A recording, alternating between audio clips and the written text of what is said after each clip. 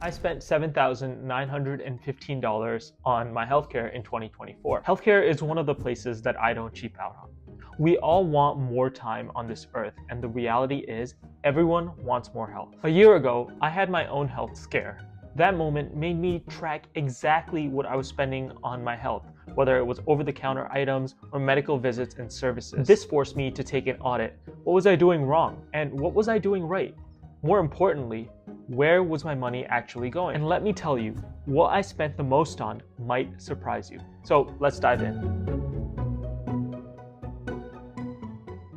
Let's start with the pre-tax money. Probably the best bang for your buck when you're trying to spend on healthcare. Since it's pre-tax, you're basically getting a discount on whatever you buy. But there's a catch. The FSA is use it or lose it. So if you don't use it by the deadline, then you're essentially out of luck and all of that money disappears. At the start of the year, I put in the minimum balance required by my employer, $240, because I didn't expect too many expenses that year. However, if you have a high deductible health plan with an HSA, that's a different story.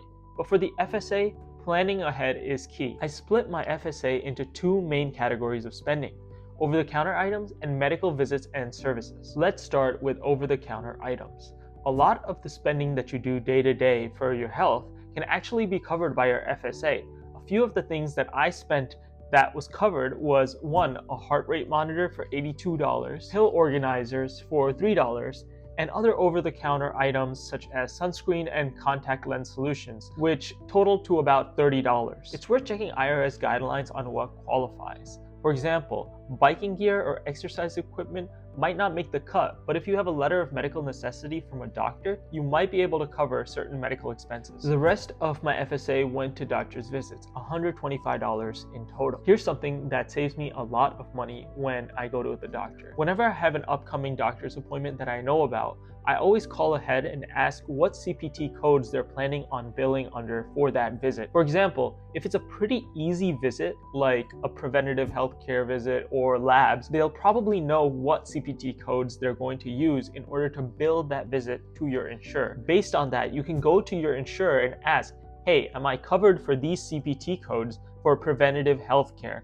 And what will it cost me? Or at least what's the estimated cost? Most people don't know this, but if you go to a hospital, they'll charge you two separate bills. One is the facility fee, and two is the actual doctor's fee. So don't be surprised when you get two bills, and account for that when you're asking for these estimates. So in total, I completely used up the $240 in my FSA, but I might increase that contribution in the future if I expect higher costs.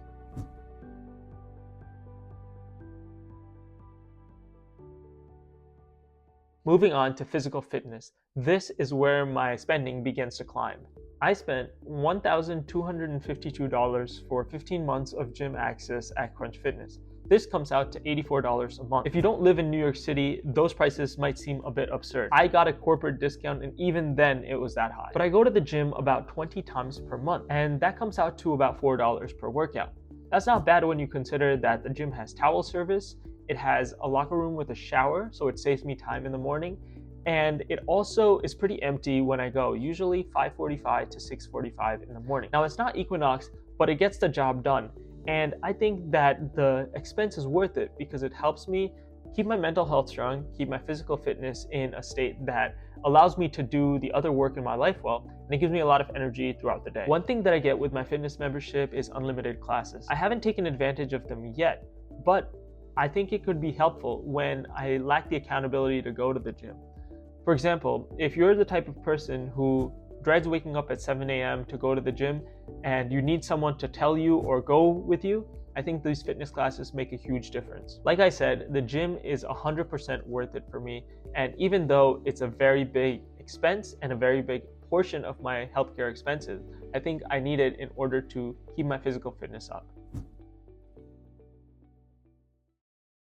The next section was the cosmetic portion of my healthcare spend. It was skincare, supplements, and vitamins. Skincare isn't a huge expense for me. I keep it basic. I spent about $60 on skincare for the entire year.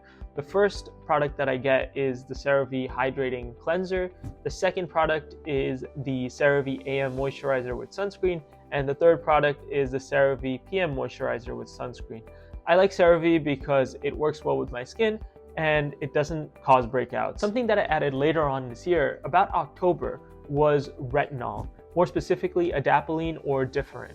This was about $12 per tube, and it lasted me about 3 months. There's 3 supplements that I spend my money on.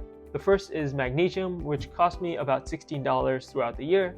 The second is creatine, which costs about $48 throughout the year in aggregate. And the third is protein powder, which I spent the most on, $280 throughout the whole year. I get the Orgain Superfoods protein from Costco out of habit. I've tried switching to other proteins, but they tend to mess with my digestion, so I stick with what works. Next up is mental health.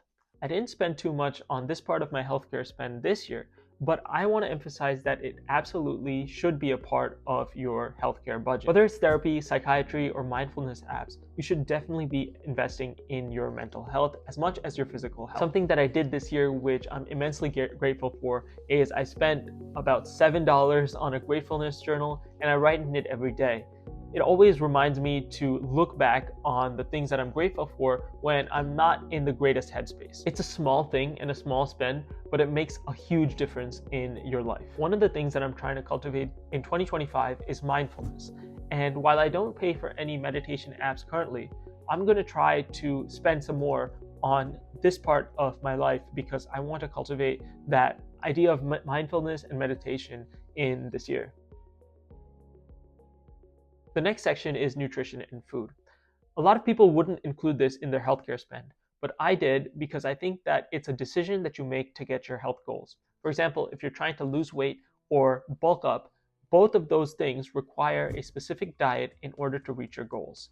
If you're trying to increase your weight, that is done by eating more, not just making sure that you're exercising appropriately in order to build muscle. I spent about $6,000 in food this year for me alone.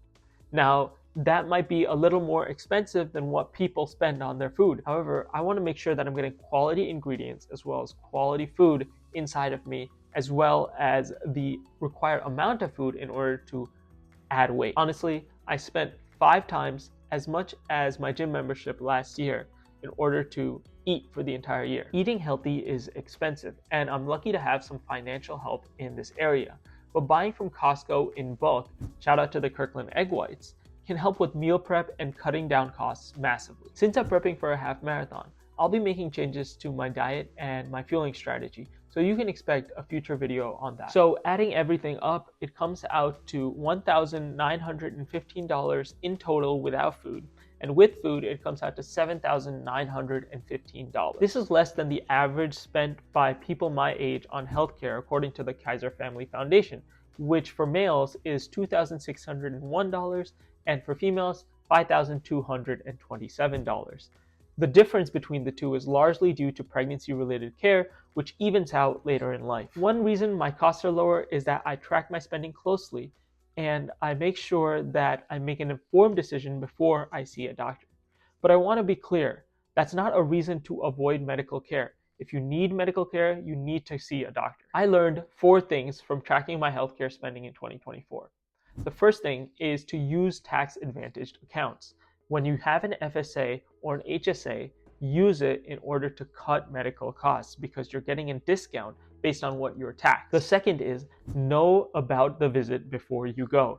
The thing that saved me the most amount of money is calling ahead and seeing what CPT codes the doctor was using in order to estimate my costs for the visit, especially for preventative or made in advance visits. The third is find the balance between necessity and luxury in healthcare spending. I spend a little more on my gym, and I know that. I didn't get the cheapest option available because I want to make it convenient and something that I would actually go to on a day-to-day basis. The premium helps me justify that I will use this product and I will get what I paid for out of it. The fourth thing is track what is actually giving you results. If it's not making a big difference, then maybe it's not worth the cost. At the end of the day, healthcare is not just an investment, it's a necessity. If you're not healthy, it affects your quality of life, your income, and your ability to do the things that you love. That's why I don't cheap out on it, and neither should you. I'd love to hear your thoughts. How much do you spend on healthcare? Let me know in the comments below. Are there any areas that you save or you splurge? Let me know, and I'll see you guys in the next video.